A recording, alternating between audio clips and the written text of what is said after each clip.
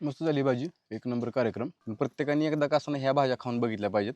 त्यावेळेसच ह्या भाज्यांची खरी चव काय आहे ते आपल्याला प्रत्येकाला समजेल. त्यामुळं एकदा का असताना ही भाजी खाऊन बघायला पाहिजे.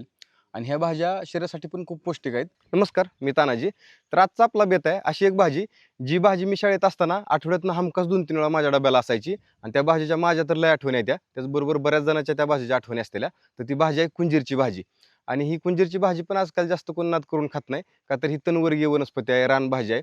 आणि ती सहजासहजी आपल्याला मार्केटमध्ये मिळत नाही किंवा बाजारात मिळत नाही. आणि ही भाजी पण आपल्या शरीरासाठी खूप पौष्टिक असते. तर ह्या कुंजीरची भाजी कशी केली जाते ती प्रक्रिया आणि पाककृती आज आपण या व्हिडिओच्या माध्यमातून बघू.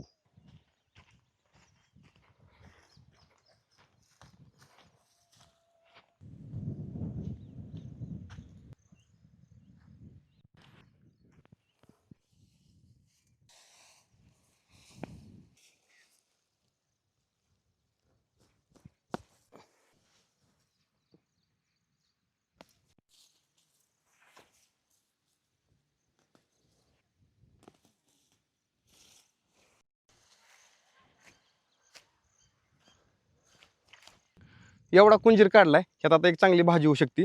कुंजीर आपण रानात खुडून पण नेऊ शकतो आणि उपटून नेऊन घरी बसून खुडू शकतो. शक्यतो उपटून नेऊन घरीच खुडत बसायचं, का तर रानातनं खुडायचं म्हणलं की वाकून खुडावा लागतो, कमरेचा त्रास होऊ शकतो. त्याच्यापेक्षा उपटून न्यायचा आणि घरी बसून व्यवस्थित खुडायचा.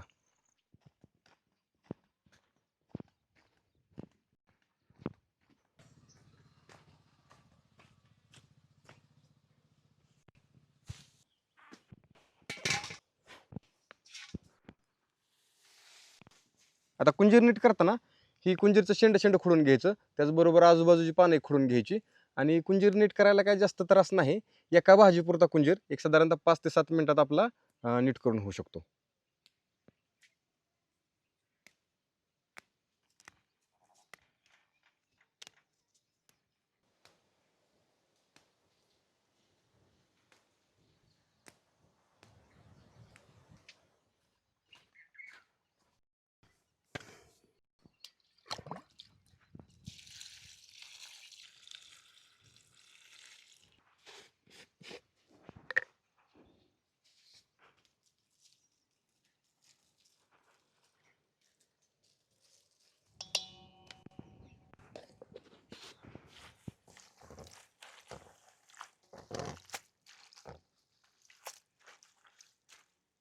आता ही भाजी धुताना चमचा दीड चमचा मीठ टाकायचं आणि ह्या मिठाच्या पाण्यात साधारणतः 4 ते 5 मिनिटं भाजी व्यवस्थित भिजून द्यायची. तर आता ही मीठ का टाकायचं किंवा मिठाच्या पाण्यात भाजी का भिजून द्यायची, तर त्याचं कारण हे आहे की पावसाळ्यात वेगवेगळे बारके बारके जीवजंतू, त्याचबरोबर किडं, मुंग्या, आळ्या ह्यांचा प्रादुर्भाव जास्त प्रमाणात होतो. त्याचबरोबर आजूबाजूला फवारलेले औषधं, मग त्यात कीटकनाशक असेल, बुरशीनाशक असेल, तर ती उडून ह्या भाजीवर आलेलं असू शकतं. मग भाजी जर आपण मिठाच्या पाण्यात एक साधारणतः 4-5 मिनिटं व्यवस्थित भिजू घातली, तर ती जीवजंतू पण मरून जातात. त्याचबरोबर जी काही फवारलेली औषधं उडून आलेली आहे ती पण व्यवस्थित निघून जाते ती. त्यामुळं पहिल्यांदा मिठाच्या पाण्यात एक साधारणतः 5 मिनिटं भिजवून एकदा भाजी खंगळून घ्यायची. त्याचबरोबर स्वच्छ पाण्याने एक 2-3 वेळा भाजी खंगळून घ्यायची. मग आपली भाजी एकदम व्यवस्थित स्वच्छ होते.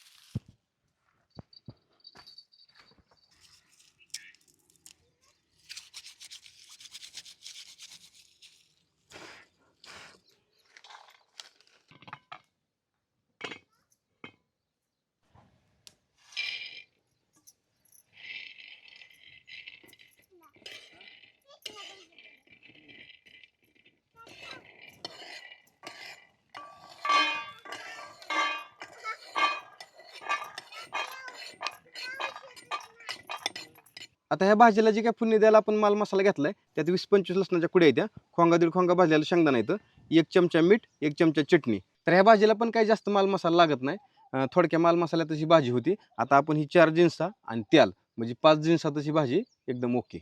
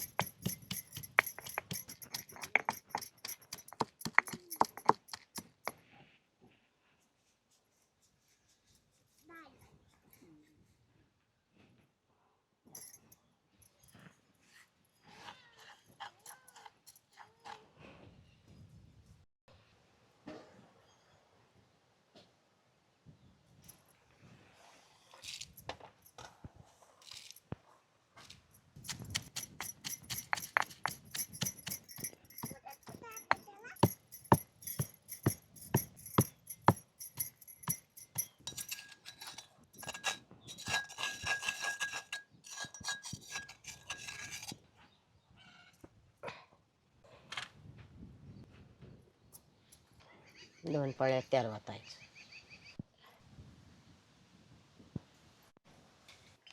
आता तेल चांगलं गरम झालं की लसूण टाकायचं.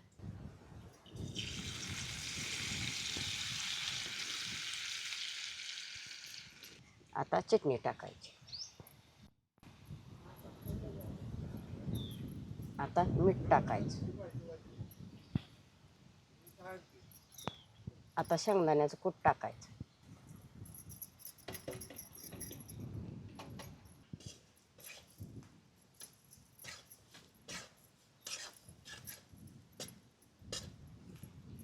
आता हे व्यवस्थित परतून घ्यायचं.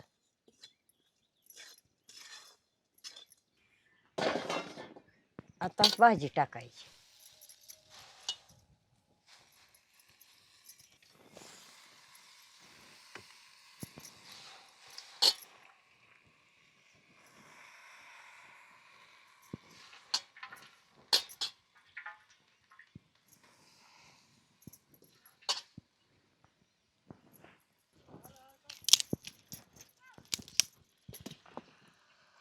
आता हे व्यवस्थित उलटी पालटी करून घ्यायची.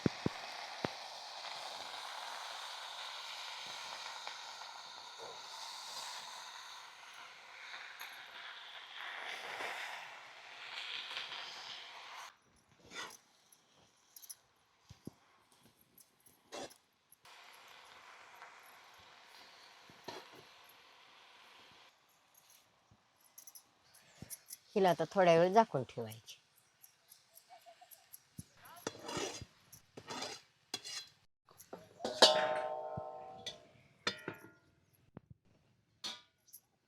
आता आईनं भाजीला फोडणी देऊन भाजी झाकून ठेवली. भाजी साधारणतः 5-7 मिनिटं झाकून ठेवायची. 5-7 मिनिटं झाकून ठेवली की भाजी व्यवस्थित वाफलती आणि त्यानंतर मग आपण जेवायला बसू शकतो.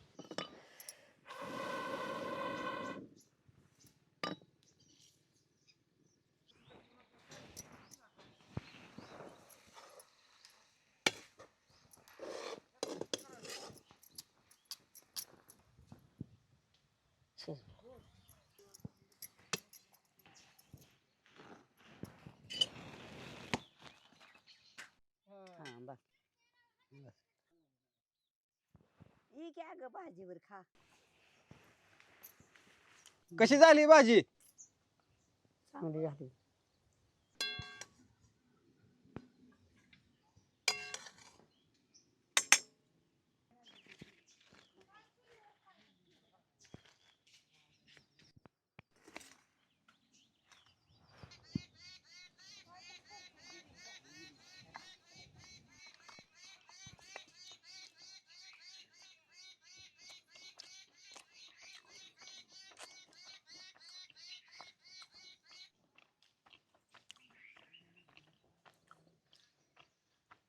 मस्त झाली भाजी, एक नंबर कार्यक्रम.